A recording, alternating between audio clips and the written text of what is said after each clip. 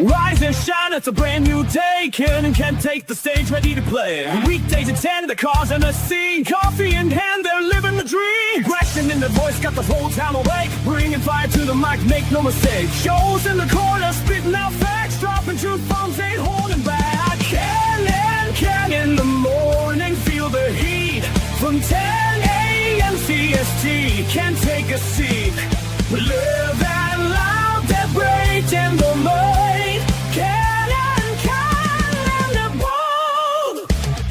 Light up your speakers, crank up the sound. They're talking about life upside down. Opinions exploding like a sonic blast. In the studio, they're built to last. With passion and grit, they engage and ignite. Every single week, their foes can't fight. From sports to politics, This is a Huddle Sports Network broadcast. You can find us on Roku TV, Amazon Fire TV, Facebook, and of course YouTube. Get all your NFL news here first. Well, hello there, everybody, and welcome to Ken and Joe in the morning. How you doing, buddy? What's going on, dude? Oh, not much. Just going through some of the NFL shit and see that the Bengals don't only have an issue with Trey Hendrickson, but their rookie that they drafted, Stewart, there, he still hasn't signed his rookie contract yet. He's one of 5 guys that haven't signed. But with the Bengals, round? I think that's a little bit more just because of the shit they already got going on with Hendrickson. Well, maybe, but what round did they draft him in? The first. Oh, it's their first round pick. Oh, is that Shamar Stewart? Yeah. Shamar Stewart, okay. yeah. Okay.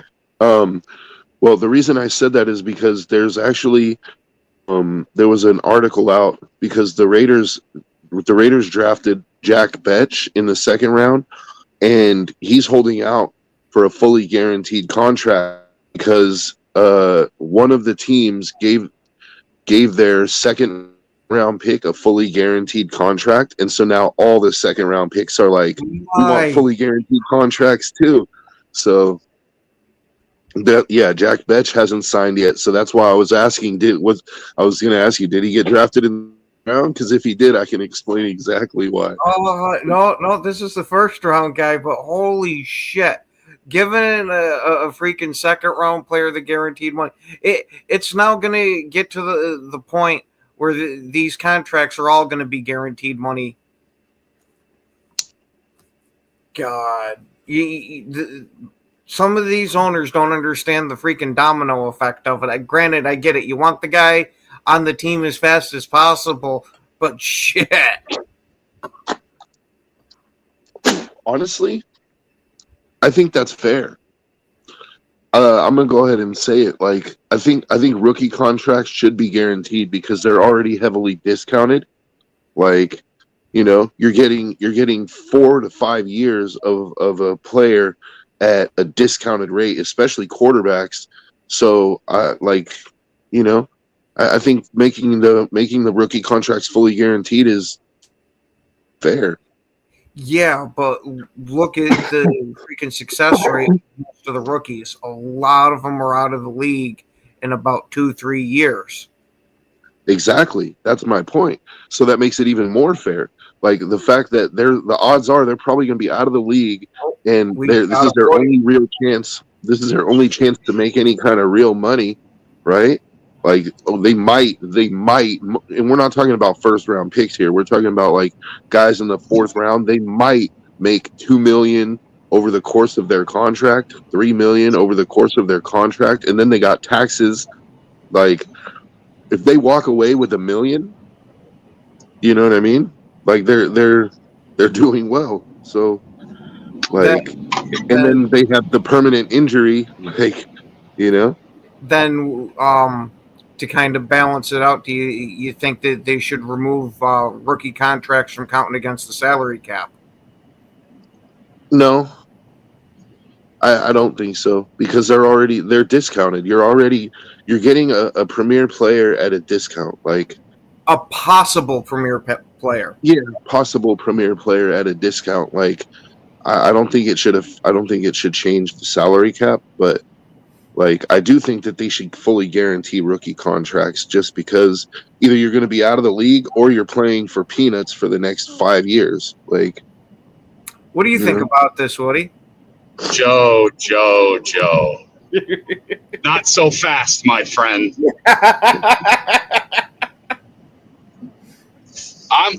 I'm totally opposite.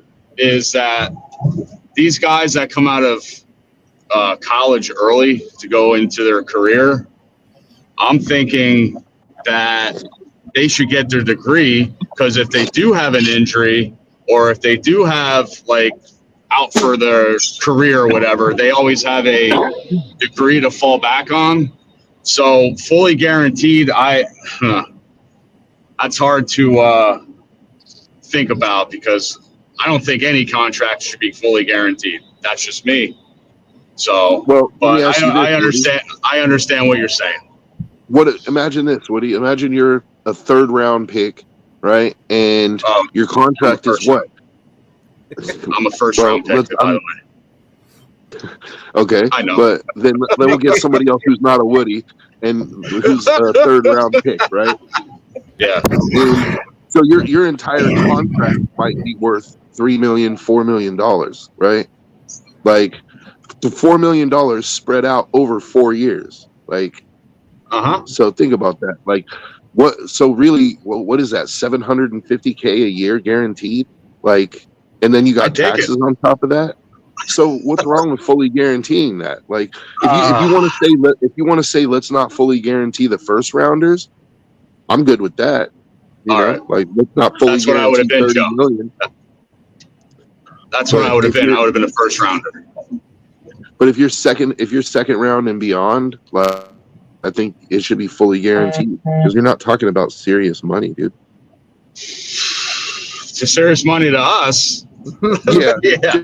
It's money to us. See us. We can't really say anything about that, because it's not us. We're not making anywhere near that money. So it's hard to say, yeah, everybody would be out on the outside world says, hey, I want the guaranteed money. Hell yeah. Me, I'd play basketball for $200,000 a year, and I'd put on a show. So, but I understand what you're saying. But these players like Deshaun Watson, do you really think they had a hell of a deal with a fully guaranteed contract, but is it right? No, absolutely not. And look how that's going. But I hear your end. I got you. I'm on your side, Joe. Don't worry. Even though you drafted Genty, that's fine. Yeah, well, but I'm not saying Genty's contract should be fully guaranteed. And unfortunately, Genty's contract is fully guaranteed. So it's like, I'm just saying that, like, you got these guys that, you know, they're cusp players where they they're getting drafted in the 4th round. They might make a roster. They might be like a third string guy. They might be a 2nd or 3rd string guy, right? They got one chance, man. And a lot of these guys are out of the league in 3 years, right? Like, with injury or whatever. So, like, shouldn't they be able to at least make that $3 million on that contract? Because by the time taxes come, you're looking at $1.5 million. It's enough to buy a house. Realistically, I feel like if you put your body on the line for the NFL, you should at least be able to buy a house. I don't know. Oh, since you put it that way, or we have some players that are getting drafted and they're buying themselves a house, their mom a house, their grandmother's sister's dog a house. That's what I don't think is right. That's why this money is fucking crazy, because of that. You could do whatever you want with your money, but when you see that, yeah, you can buy your house, and everybody in the league, the first thing they say, what are you going to do? I'm going to buy my mom a house. So you could do whatever you want with the money, but I don't know. Well, you know what? I understand that. Like, I understand buying your mom a house. It's like, you made it. You want your family to come along with you. Like, you all went through hard times together, dude. Like, I understand buying your mom a house. I mean, I'd probably buy my own house first, but then I'd buy my mom a house. Right. Yeah, I hear you. But yeah, I understand what you're live saying. with me until I buy her house, you know. Yeah, there you go. Like I'll buy your house on the next contract. You know what I mean? So how's everything else going? Fuck, hey, let's fuck football right now, man. Let's talk about that Duvall fight, motherfucker. I mean, Jesus Christ, dude. Hey, to give that armbar from the side, what the fuck, dude? I thought O'Malley was in there. He was still stiff. But, hey, I know it's a football show. Don't get me excited. We're going to say we got an MMA show later today. Yeah. I know. Come check it out, dude. Like, but I am so fucking glad that the Nick Chubb signed, because the Bears fans are fucking delusional. Like, unbelievable. I didn't want Chubb either, and you guys know. You asked me if I wanted Chubb or not. I don't want Chubb. $5 million, go fuck yourself. Oh, yeah, and another aging running back that Bears fans wanted just got signed yesterday, too, with J.K. Dobbins going to the Broncos. I think it was only $2.5 million. I think he signed for $2.5 million, didn't he? No, I thought it was 1 year, $5 million, Chubb. No, I saw 1 million, or I saw 1 year, 2.5. Maybe it's 2.5 guaranteed. Oh, hold on. Oh, yeah. Check up on that, because I must have read it wrong then. Maybe because I was too excited because the Bears didn't fucking sign him. Yeah, I mean, and the J.K. Dobbins thing, dude, he's injury prone. I wouldn't want him anyway. It's just crazy. Now the Bears are linked to Jamal Williams, and isn't he 50? I mean, come on, man. Our running back room. I don't care if you have fucking Adrian Peterson on this team. If you don't have the offensive line fixed, I don't care. No running back's going to do good. Yeah, and it is a 1 year, $2.5 million deal. Wow, I must have read it wrong. Okay, sorry, Joe. Yeah. You know more. It's all right, man. Chubb. Damn. Honestly, that's a deal for Chubb, dude. Like Chubb's, because I feel like Chubb is another year away from that injury. Like he's had a whole nother year to rehab it.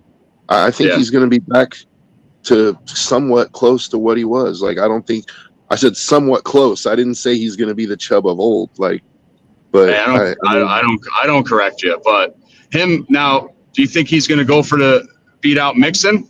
I don't think so. I don't think he has to. I think you've got a really good running back room now. Like you got two tough between the tackles guys, you know, and like Mixon, you know, I like Mixon. I think I like Mixon as a player. Right. Yeah. Just throw it out there. Joe, would you have him on your fantasy league? Who, Mixon? Yeah. I mean, if I was drafting running backs, I might take Mixon and Chubb. Like, they could be a good 1-2 combo. Yeah. The only thing is that the Texans' offensive line has they lost some players, and they already didn't play very well last year. So that's my only concern. Is like that's my major concern with them is how bad that offensive line's gone down the past couple of years. That they had that great, you know, coming out performance where they got C.J. Stroud in the playoffs as a rookie, and they haven't done anything to build the trenches around him. Now, granted, they've brought in some skill players, but you need an offensive line. Otherwise, you're going to end up like Caleb Williams getting sacked, 60-something times a year? 67. It was only his first year. Yeah. But do you understand? Do you understand what I'm saying about the running backs? So I don't care if you have Walter Payton. Yeah. If you don't have an offensive line, you're going to get fucking killed. So that's why I like the running back room that we have, because if Swift has another year like he did with a shitty offensive line, imagine if he's with a better offensive line. That's what I'm getting at. I did not want another running back. History lesson. Give you a little history lesson. When I was a kid, I read a book about O.J. Simpson, right? When O.J. Simpson was and Joe, I want to get this out in the open. I did not sell him that white Bronco. I wasn't even going to ask. Oh, hey, go ahead. I wouldn't claim that sale either. Go ahead. No, but when I was a kid, and this is before OJ allegedly did whatever he did, right? I read a book about him as a running back when he played for the Bills, and how, when he broke the 2,000 yards in a season, and the first thing he did was he went out and he bought these solid gold bracelets for all of his offensive line with, it said like the Juice 2,000 yards or 2,003 yards, whatever. Like, so even back then they knew, like, Juice knew, like, I wouldn't have 2,000 yards if it wasn't for my offensive line. I mean, a lot of these running backs, they understand that. They if they have a phenomenal season like that, they go and they get the big boys something nice, either nice flat screen TVs or. Yeah, because that's what they should be getting him now. I mean, with him buying all this jewelry for his offensive line, he must have had a fully guaranteed contract. But anyway, you see a lot of these running backs, quarterbacks, taking their guys out to dinner and shit like that. And I was like, wow, that's pretty nice. But what OJ did, holy shit. It's top of the line there. I wonder if I got to get those things appraised, though. I see how much they are, those gold chains and stuff. Come on, asshole. I'll tell you this. What about the glove? Woody, did you sell him the glove also? Yeah, Well, he didn't sell that. Broski, hey Broski, are you happy that the fucking Nick Chubb is finally over with? Yeah, and Ken kept beating that one to death, and I'm just like, dude, Nick Chubb's a waste of freaking time for a couple of reasons. Like, come on, like the Bears fans to me have this habit of wanting to reach on these old ass way past their prime players and think they're going to catch like lightning in a freaking bottle again, and these guys are just magically going to be what they once were. It's not going to happen. And I'm with you, man. I want to see what we have in the guys we currently have. Like, this very well could be Swiss last year. They could cut him after this year. There's an out in his contract. Roschon, year 3. He's on a 4-year rookie deal. Let's see what we have in Roschon. And honestly, I want to see what they have in this kid they drafted. He's a Pacheco clone. Like, if he really is. Kyle Managi. Kyle Managi. Yeah, Jersey boy. So let's get Jersey boy out there. Yeah. I can't. I'm hurt. I'm a Jersey boy, but I know. That's why I said that. But hey, congratulations to Cole Kmet. He got married, and he's on the team, man, because he needs a fully contract for that. The wedding cost over $3 million. So yeah, there you go. Man, this apparently is the season for players to get married. Because did you guys see that Rodgers apparently had gotten married? Yeah, 3 months. 3 months. Wow. Hopefully it's Danica Patrick. He was fucking crazy for leaving her. Oh, dude, God. What I would do if I would do for her, holy fuck, dude. Go daddy. Yeah, I was gonna say, but I wasn't sure. But yeah, Broski, you're right about the old age fucking running backs. I mean, we might as well bring Brandon Jacobs out of retirement. But anyway, they're linked to they're saying J.K. Dobbins. I'm like, listen, he's injury prone. They're talking about a couple of weeks ago Jamal Williams. I'm like, dude, he's like 50. So I like to see, and plus, Ian Willer, he got hurt last year at preseason, and he'll be on the practice squad mostly. But the way he was running, and I know it's preseason and stuff like that, but a lot of Bears fans loved the way he played. So I want to see how his injury reacts this year and see if we can get him up.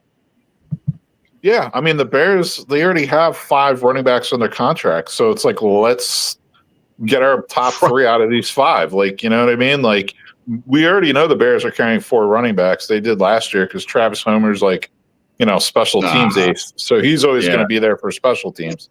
Right. But it's more than a 1-year fix. I keep saying it. Running back and defensive end will have to be addressed next year. Like, the long-term solution at those 2 positions will be addressed next offseason. Like, it is what it is. Right. I disagree about Chubb, though. Yeah. I think I really think Chubb is going to be he's going to be some semblance of his old self. Like, not his old self, but I do think he could still be productive in the league. he might be productive until about week 6, and then he's going to get carted off, and his career will be over. And the Bears really don't need that. No, I'm not talking about the Bears. I'm talking about just in general. He's a Texan now, so. Yeah, and I think I understand. Him and Mixon make a pretty decent running back room. Like, yeah, I still predict he's getting carted off week 6. But you know what I mean? I just think he's so washed. Like, let's go to Vegas. Let's go to Vegas and bet on it. And Woody, you know what I think? Like, remember that defensive end? What's his name? That had that like out of nowhere like rejuvenated season like 3 years ago. What the hell was his name? It was like Eberflush's first year. The guy had he led the league in sacks. He had like 17 or 18 sacks. That old head DN the Bears signed. From Dallas. Yeah. What the hell was his name? Loser. But anyway. Yeah. But anyway, he had like 8 total sacks the previous 2 or 3 seasons, and all of a sudden he comes out at the age of 34 with like the 17th sack season when the Bears were just like complete basement, like bottom feeders. And you know what I mean? All the fans are like, oh, he's the best DN in the league. Oh, give him all this money.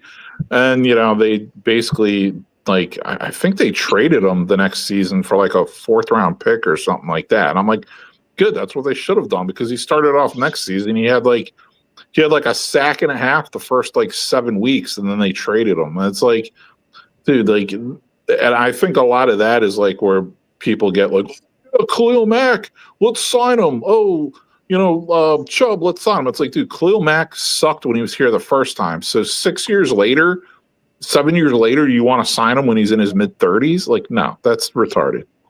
Right. Come on. Right. Yeah. So yeah, I want to see, because we only have 3 edge rushers on our roster. I was saying we go after one. Now with TJ Watt holding out, oh come on, Bears, give him 3 fucking first round picks. I'd take him over Hendrickson, but Jesus Christ, dude. Yeah, I would. Oh man. Go ahead, Woody. Go ahead. Probably Jared Goff there that's under the most because of the contract that he's got coming up.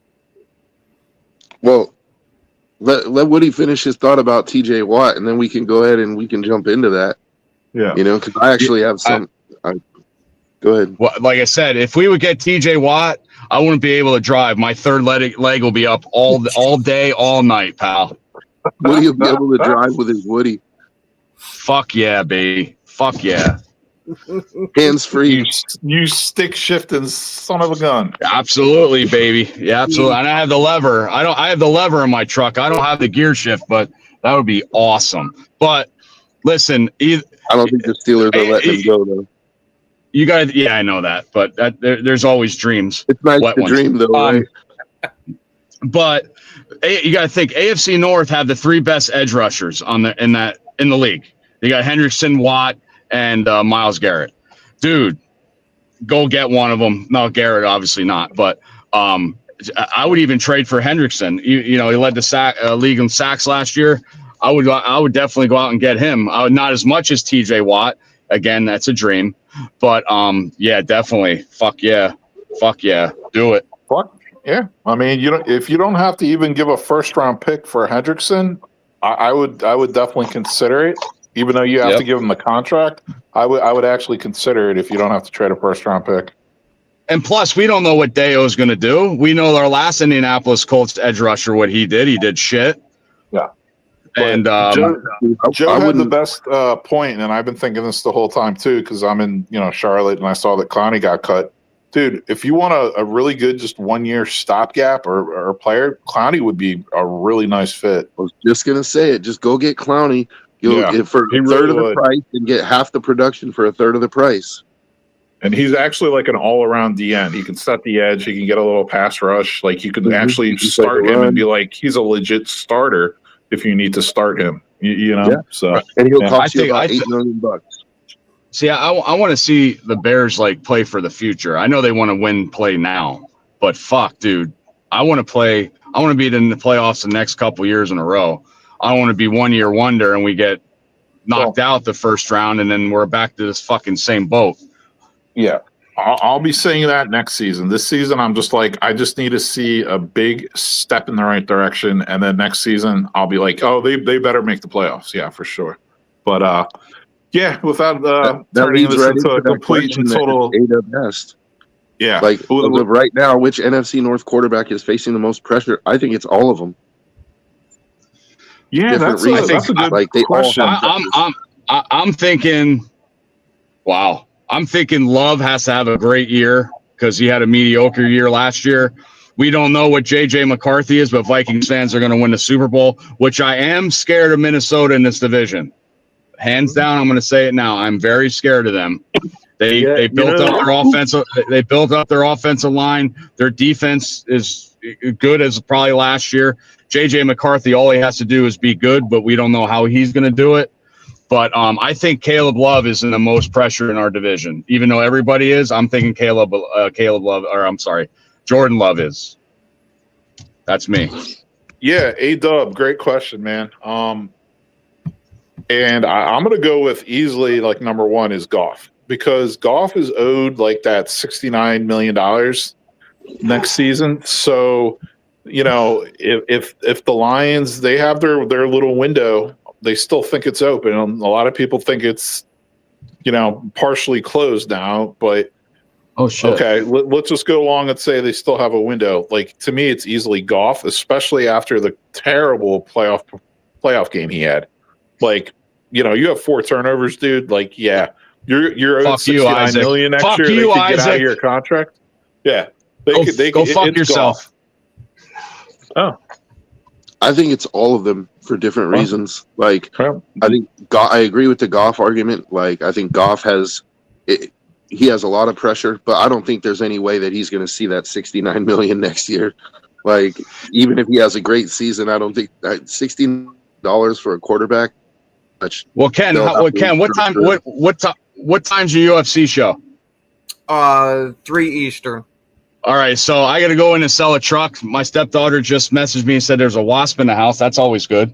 So if I get done in time, I'll hop on. Broski, I hope to see you on tonight, bud. We miss you at the Hallis Hall. Yeah, man. I will. I should be able to make it tonight. All right, everybody have a good day. And Caleb still sucks. I'll see you. Thanks for hopping on, Woody. Yeah, but yeah, I would say Goff 1, McCarthy 2, because like very high expectations for this Vikings team, and understandably so. Their roster's loaded. Also, 0 playoff wins in the KOC regime, so that's like an added level of pressure for McCarthy. Not only does he have to win, they have to win a playoff game. And then I would say, I mean, honestly, see, most Bear fans would think it's Caleb, but like, dude, it's not like Caleb is going to get cut even if he has a bad season this year, because he was the first pick overall. You're giving the kid more than 2 years anyway. He's going to be the quarterback next season unless he gets injured. You know what I mean? So like, to me, Love too. Love's under contract this season and next season. The Alton Love's contract is after next season. So I would say Goff 1, McCarthy 2, and then Caleb and Love, honestly, are kind of like the same. Yeah, I don't see them moving on from Jordan Love or anything like that, even if he had a bad year. But if he did have a bad year, the narrative on him is going to go completely crazy, because then it'll be, oh, well, he only had the one good year and it was a half a year. Because last year, I'm not going to say it was a disappointment or a step back. I just think it was a complete lateral move for him. That, yeah, he had a little bit of regression in some areas, but he also went up in a bunch of others. He just didn't live up to the hype that we were expecting from him for last year. Yeah, I mean, and that could really go to the argument, which I was actually considering, actually putting Love 3rd and Caleb 4th, because, you know, much to the chagrin of many Bears fans, like, dude, the Packers, the Lions, and the Vikings all made the playoffs last year. The Bears have won 15 games in the last 3 seasons. So, like, no, there's more expectations for the Lions, Packers, and Vikings than there is for the Bears this year. I mean, I know Bears fans are putting a lot of pressure on the Bears, understandably so. But when it boils down to it, in reality, like, being a rookie quarterback on a team that expects to win a playoff game, JJ McCarthy, that's a lot more pressure. Sorry, like, it's a lot of pressure. Goff's entire knock. I mean, dude, the Rams traded him for Stafford, and that very first season, the Rams won a Super Bowl, right? Goff has this gaudy contract. Goff has a terrible playoff game performance. Goff's, the guy that supposedly made Goff left. Goff easily has the most amount of pressure, in my opinion. I don't disagree about Goff being number one, but I think Jordan Love is number two, in my opinion. I think he's, after last year, like, if he has another year like last year, I think there's going to start to be questions about him. If it wasn't for Sam Darnold doing so well last year, I would say that JJ, would be third in the pressure there. But if he comes out and he sucks, it's going to bring a lot of the Vikings fans to question the decision-making of the team of why did you let Sam Darnold walk when he had a relatively cheap contract for a starting quarterback. And great point. And just for you to parade this guy out for him not to be ready. Well, they really, I mean, they're going to start Sam Howell. They don't really have a choice. Like, JJ, they drafted JJ to be the guy, and now it's his turn to be the guy. But I do think there's a lot of pressure on him. But I think Jordan Love has more pressure because the Packers are a really well put together team, and like I think that they're going to go as far as Love takes them. Especially now that they added a number one receiver.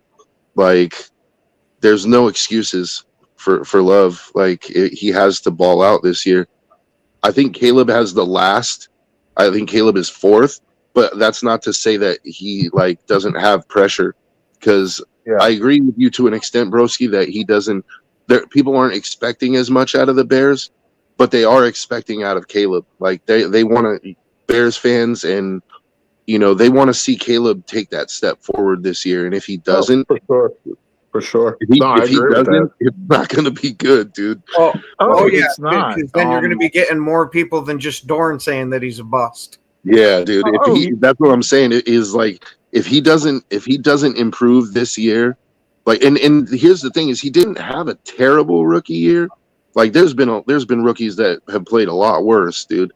But for how hyped he was, so now if he has another year like last year, he might be wearing that bust sign by the end of the year, dude. Like, people might be. I agree with what you're saying, Joe. I agree with what you're saying. For sure. The thing is, like, the one thing is, I think most people would agree that I saw a lot of growth and improvement in Caleb from the beginning to the end of last season, which was a positive sign. Also, it's like, there's what fans' expectations are, and then there's like the reality of the situation too. So it's like, Caleb. I'm not saying that I expect Caleb to have a bad year. Like, I actually, no. I've been one of the ones that's saying I'm expecting him to jump forward this year. I'm expecting him to take a step forward as well. And I'm not expecting him to have a bad year. I actually said I think this could be the year that Caleb actually breaks the streak for the Bears. I think Caleb could throw for 4,000 yards this year with the receiving core that they have. It's only 500 more than he had. He's going to end up with 3,999. So what I'm thinking, honestly, is like, he throws for more yards than he does last year, but doesn't quite hit 4,000, because I'm still not sold on their offensive line, and I'm not sold on their running back room. Two things which really help a quarterback. You know what I mean? So let's say the Bears are set in that, and maybe this year it's like, hey, maybe their offensive line does gel. Maybe the running backs do play a little bit better than people expect. I'm not saying that can't happen, but just, pumping the brakes a little bit on some of the expectations. Year 3 to me is going to be the year for Caleb. Like, whether he has a good year or bad year this season, to me, it's really going to be year 3 because they're not going to give up on the guy who was the first overall pick in the draft after 2 seasons, even if he doesn't have a great second year. I mean, they're just not like you know, like I said, unless he's injured, if he has a bad second year. I think that inside the office they're going to be like, we might need to start looking somewhere else, dude. Like, you know, we may not get rid of him after, you know, him after year 2, but like it's going to start raising some questions. Yeah, I can't rule out what you're saying because, you know, the only thing that I'll say to that is like, okay, he wasn't Ben Johnson's pick, but he was like Ryan Poles' pick. So Ryan Poles, if he moves on from Caleb, Ryan Poles will be out of a job. So that's the only thing. Because they kind of gave Poles a second chance because they were like, okay, you didn't draft Fields. Okay, we understand. You were kind of not the 100% decision maker on the head coach. Okay, we understand. Like, so that would mean Poles is essentially firing himself if he moves on from Caleb. Maybe you might be right, but I think a GM should. I would give him 2 quarterbacks. I would let him pick 2 quarterbacks. Like, you know, like tying him to one quarterback, saying, "Well, this was your pick." Like, it just seems kind of unfair to me. And like he didn't pick Fields, and then he tried to make the best of it with Fields. Yeah, but I mean, how many GMs get 2 quarterbacks to prove themselves? Like 2, you know what I mean? Like, I don't. To me, everyone's on such a shorter leash these days. But I do hear what you're saying, Joe. You're not making bad points, and I'm not saying you're wrong. I think your points are very, very good. Honestly, I think you're right too. Like, you know, it's a short leash, but the Bears have kind of shown like they like Poles. And, you know, like they kept him through the Fields years and now through the Caleb. Yeah. Like, I feel like if he was to come out, you know, let's say Caleb has a bad year and like, you know, if he starts looking in another direction, like, and saying, okay, well, this is going to be Caleb. If Caleb doesn't ball out this 3rd year, like it's his last year, we're going to cut him. Yeah. Then the ownership might be willing to stick with him if he's willing to say, look, you know, I thought he was the guy. I was wrong. Give me one more chance at this, you know? No, I hear you. And this is why I love John Doran. So I might be like the only Bear fan who loves John Doran. John Doran, you're the man. Like what you just said, seriously, like is something that like I probably should consider more. Like, let's factor in Ben Johnson. Let's say Caleb does play like shit. Dude, Ben Johnson's going to have he might have a quick trigger. Like, he might be like, dude, Tyson Bagent and Case Keenum really are grasping this offense a lot better and are looking much better in practice than Caleb. And if Caleb's really struggling like halfway through the season, like, that's a good point. Like, Ben Johnson doesn't want to look bad because honestly, are the Bears going to be committed more to Ben Johnson or Caleb now? In my opinion, I think going forward, they're going to be more committed to Ben Johnson, to tell you the truth.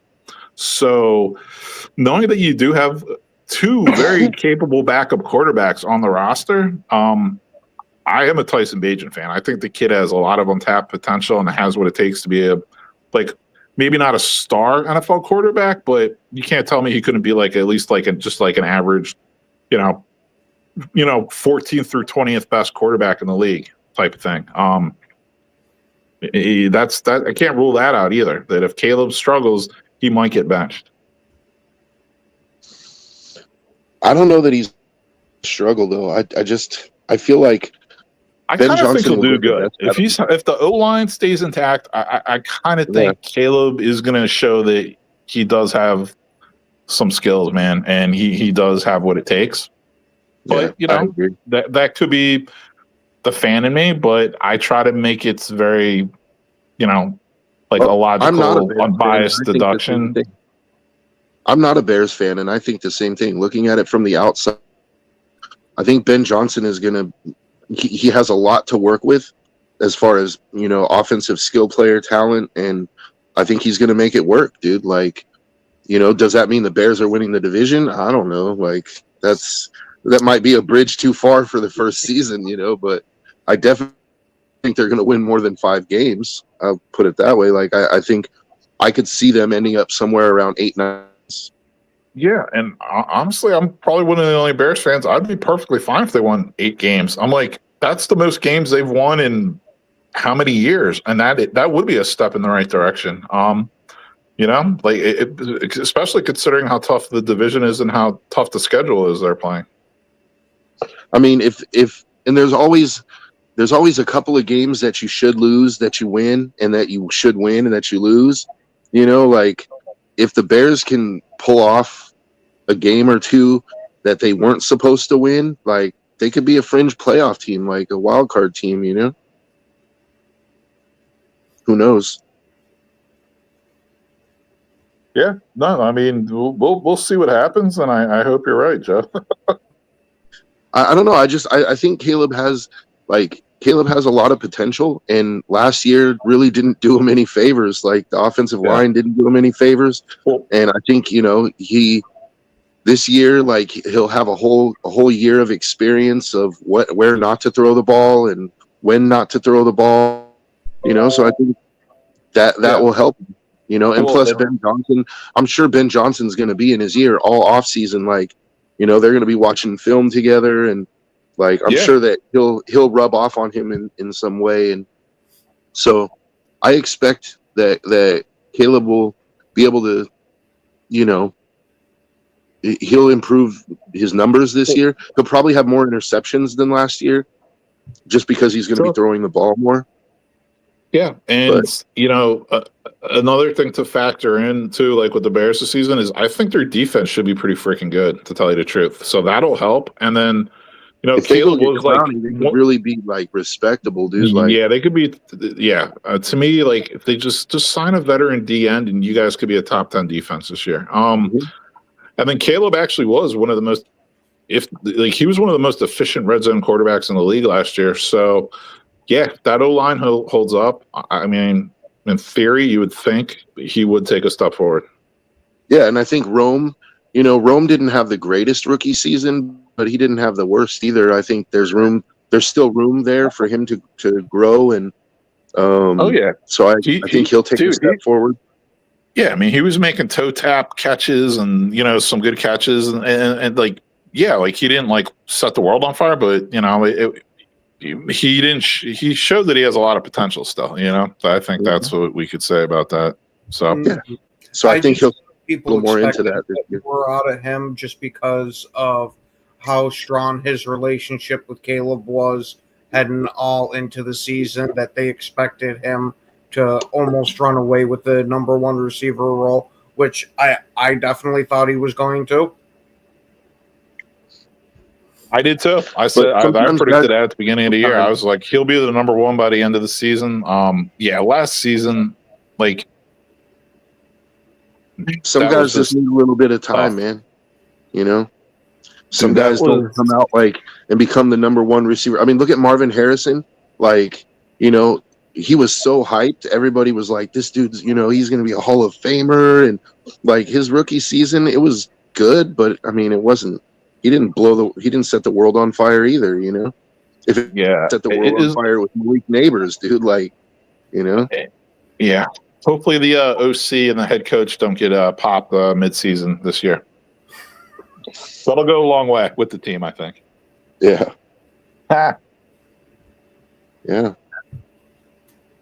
We were talking about Harry McLaurin and how the Commanders just refused to sign him to a long-term contract. And so we were talking about, the potential of him getting traded. And, yeah. Thanks for switching up the topic, because I was getting tired of talking about the Bears as well. I really was. McLaurin, here's the thing. So I know I've just had a lot going on with work lately, so I couldn't really join too many lives, but I would comment when I could. I listed so many wide receivers in the chat yesterday. It's I definitely don't think that McLaurin is a top 10 wide receiver. I really don't. He's a really good receiver though. Top 20, yes. Top 10, no. Dude, I'm standing by it. He's a 4th round pick in a contract. That's what it is to acquire him. So, if And that's why, like, I don't think he'll get traded, honestly, because I think the Redskins are trying to go all in this season. But if he's not a top 10 receiver, why is he a first round pick in a contract? No, I said a fourth. Oh, you said pick. A fourth. I'm sorry. I'm sorry. Fourth round pick in a contract. Yeah, and I can tell you, if I'm the Redskins, there's no way in hell I'm giving him up for a fourth. No way. Like, no chance. So he'll be a Redskin. Yeah, I was saying yesterday, I would, as a Raider fan, I would be willing to give up next year's second for him. Like, that would be like my top price, and I wouldn't lead with that. But if it came down to it where we're not going to get a deal done unless they get the second, I would go ahead and give them the second, because I feel like he could really help the Raiders. Yeah, like, he's a classic. But he's a classic situation, I think, too. Like, if your team is like a wide receiver away from maybe putting you over the top, then you trade that second round pick, type of thing. So maybe the Redskins are holding on for a team like that. You know, who knows? I don't think he puts us over the top, but I definitely think having him, and it takes the pressure off Jacoby Myers to be the number one. And then, you know, like, if you look at that receiver tight end room, like, if you have McLaurin, Jacoby Myers, then you have Brock Bowers, and then you have, we'll see what Dante Thornton does, but, like, I think he's going to end up being the number 3. And I don't know. I was watching some of his tape, and he didn't get thrown to a lot. Like, he only had, it was like 25 catches last year, but he had like 700 yards on 25 catches. Like, and I was expecting him to catch with his body a lot more. I was expecting there to be a reason, like, either he catches with his body or he has crappy hands. But he seems to have pretty decent hands, and he catches with his hands. Like, so I'm wondering what the deal is. Maybe it's the limited route tree, because like he played at Tennessee and they run a very specific kind of offense that doesn't include a lot of the whole NFL route tree. I've been reading about that, but he played at Oregon for 2 years and he ran a lot more different routes at Oregon. Actually, that was things that came out during the OTAs for the Raiders. One piece of news where I'm not going to say, oh, he's going to be like, the next Randy Moss or anything, but one encouraging sign was that they found out that he can actually run a lot more than they originally thought, because, they're like, oh, he's from Tennessee, so he's a straight line guy. But, he actually ran those routes at Oregon. He just wasn't required to at Tennessee. And so, they were like, oh, this dude can actually run routes, like, yeah, that's an interesting point, Joe. I didn't realize he played at Oregon before Tennessee. And that's my knock on, my knock on Tennessee players, like the wide receivers, like, dude, they run that fun and gun, happy ass offense. It's nothing close to what you'll be running or the skill set required to be an NFL wide receiver. So it really sets those guys back. But yeah, like you said, if you played at Oregon, that's definitely a plus. Yeah, he played at Oregon for 2 years, and he ran, he ran a full route tree. And like, if just looking at his measurables and like if he actually can run routes, I mean, it's yet to be determined, obviously. The dude's 6'4", 215 pounds, and runs a 4.3. Like, I mean, that's bro. If he even taps half of his potential, he's going to be a serviceable player. If he taps his full potential, I mean, who knows? He could be Brian Thomas for all we know. Or, I mean, Randy Moss for all we know, dude. Like, if he taps his full potential, dude, like, who knows? 4'3" and 6'4", like, that means he's like Megatron, dude. That's Brian Thomas.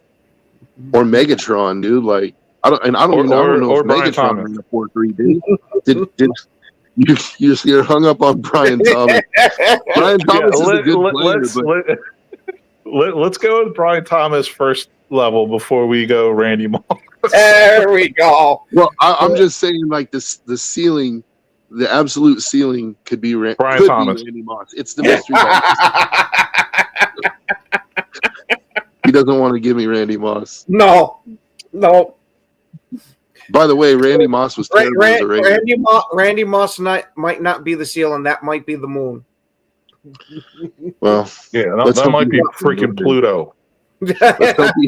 let's hope he hits Pluto then. Like, no, but I actually have high hopes for the guy. I think out of all of our draft class, aside from Genty, like, you know, because obviously we have to pin our hopes to Genty because we drafted him at number 6. I'm actually most excited about Thornton, to be honest with you. I think like there could be something there.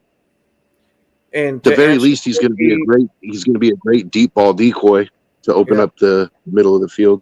Yeah, and to answer Bill T's question, I haven't heard anything about them being close to signing him, but I have heard that they are the favorites in signing him, especially since they want to move Cooper DeJean out to more safety instead of corner.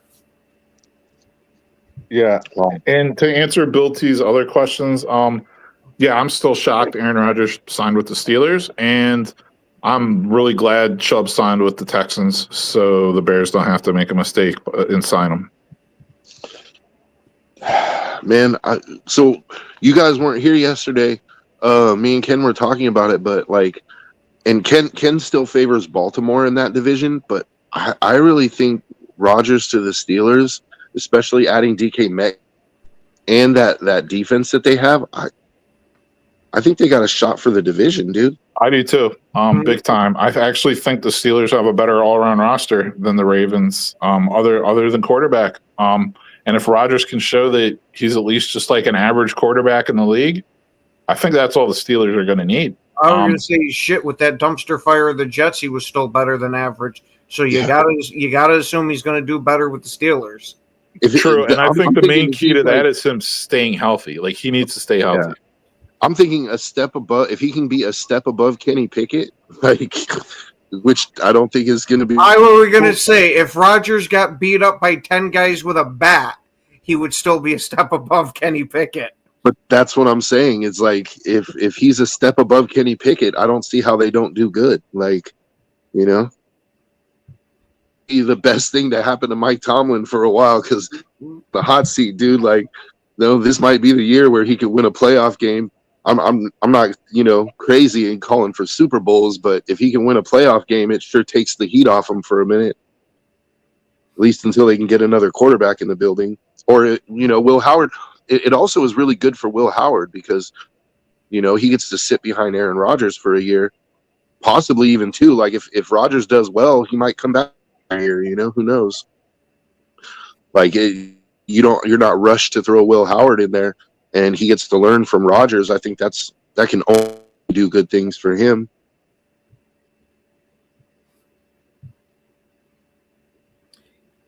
Yeah. Let's not have him go to the Bears or Minnesota. He can go to any AFC North team he wants to. He can go to the Raiders need a corner too. Yeah, shit. He can go out to the Raiders. He goes anywhere besides this division. I'll be happy for the guy. I don't want to give him a whole shitload of money, but the Raiders do need a corner. Yeah, I was going to say there's probably a whole lot of teams that don't want to give him a lot of money. Yeah. Yeah, but to me, the Steelers are kind of like a wild card. Like, you know, we don't know what they're going to be, but I think they have a chance to be good, man. Oh, yeah. It wouldn't shock me if the Steelers end up going out and winning a playoff game this year. And even though they got Arthur Smith as offensive coordinator, you know Aaron Rodgers is going to be pretty much the offensive coordinator there. And if he can develop that rapport with DK, that's going to be huge, you know. Because I mean, they have Freiermuth. I like Freiermuth. I think Freiermuth. Oh yeah, he's a real good tight end. Yeah, and their backup tight end's like that 6'7" monster from Georgia from a couple seasons ago. Yeah, Washington. I can't remember what his first name was. Yeah, and then they got Robert Woods. They got Calvin Austin. They got that guy who was a rookie they drafted last year. He was out the whole season because he was injured from Michigan. Was it Roman Wilson? I think. So yeah, I mean he's got some. It's, you know, not like an elite group, but it should be solid if everyone's, you know, healthy. Mm-hmm. And it's really going to run through their running back anyway, because we all know the Steelers run the ball and play good defense. Like, that's their whole shtick. Yeah, you know? but at some point, Aaron Rodgers is going to take over one of those games, or let's be real, a few of those games, to where that run first team is somehow going to become a Rodgers first team. But and I'm fine with that, because the Steelers have always been that run first team. And, like, now they have an added dimension that, if Rodgers wants to go off script, I'm fine with that. Like, if you have the talent to do it, it's only going to be more dynamic, because now if you don't just have to worry about us running the ball and stifling you with defense, now you have to worry about us throwing it too. It's like, I think he's going to get burnt. Like, I love Hobbs. I have his jersey, man. Like, I really... Hobbs was one of my favorite Raiders, but he's a slot corner. Don't play him on the outside, or he's gonna. He's better close to the line of scrimmage. He's good at run stopping. He's an excellent tackler. But when it comes to, like, outside, he doesn't have it, man.